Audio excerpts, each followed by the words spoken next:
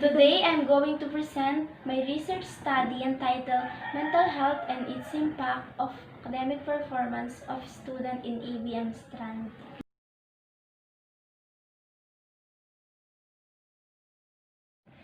Motivation of the researcher. This research study I decided to do is for us to know the impact to the mental health to the people due to pandemic. Researchers hope to better understand change in emotional reaction and assess motivation in people during this stressful pandemic. We hope to understand the way these changes are different for people suffering from anxiety or mood disorders and people who do not. The 2019 coronavirus disease pandemic poses a threat of society mental health. This study examined prevalence of psychiatry symptoms and identify the factors contributing to psychological impact in the Philippines.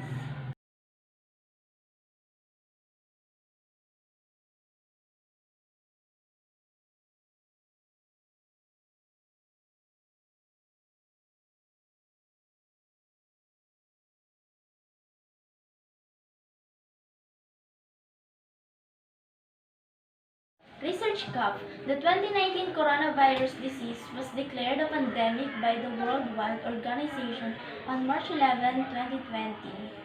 It may follow the influenza pandemic of 1918 in magnitude, which affected about one-third of the world populations and killed 50 million. To date, severe acute respiratory syndromes, coronavirus 2 or SARS-CoV-2, the virus that causes COVID-19 disease, has affected 213 countries and territories around the world with 14 million cases and half millions deaths. WHO 2020 controls the effort worldwide, led in travel bans and restrictions. In the Philippines, President Rodrigo Duterte placed in the Entrada Luzon archipelago on enhanced community quarantine on March 16, 2020. Curfew, checkpoints, and travel restrictions were implemented. Business and schools activity were suspended indefinitely. People were forced to stay in their Business and school activities were suspended indefinitely. People were forced to stay in their homes. Previous disease outbreaks caused general fears to the public and induced fear-related behaviors and anxiety. With the novel coronavirus plaguing the world, there are so many uncertainties with the disease with a possibility of a fatal outcome. There were reported manifestations and distress, anxiety, depression, and insomnia in a general population. Infections of death of family and friends could worsen the overall mental and well-being of an individual.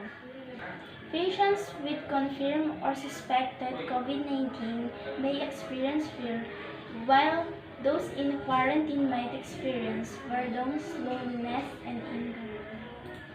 Overwhelming, deep emotional traumas and socioeconomic stressors brought about the pandemic and the lockdowns have even led the more vulnerable people to commit suicide. It is imperative to determine the prevalence of adverse mental health issues in a society during this pandemic and mitigate its psychological risks and consequences.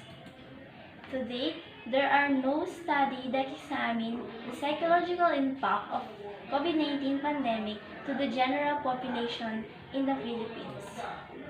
Therefore, this study aims to establish the prevalence of psychiatric symptoms and identify risks and protective factors contributing to psychological stress among social media users in the Philippines during this COVID-19 pandemic.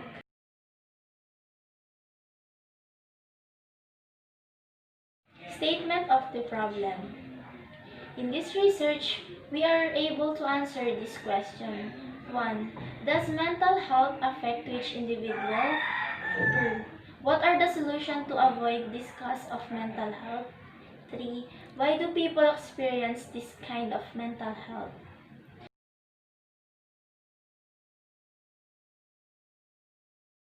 Research design. Quasi-experimental design, we can gather information online or in DOH, Department of Health.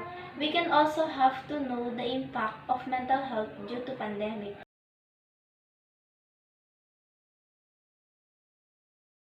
Response or participants.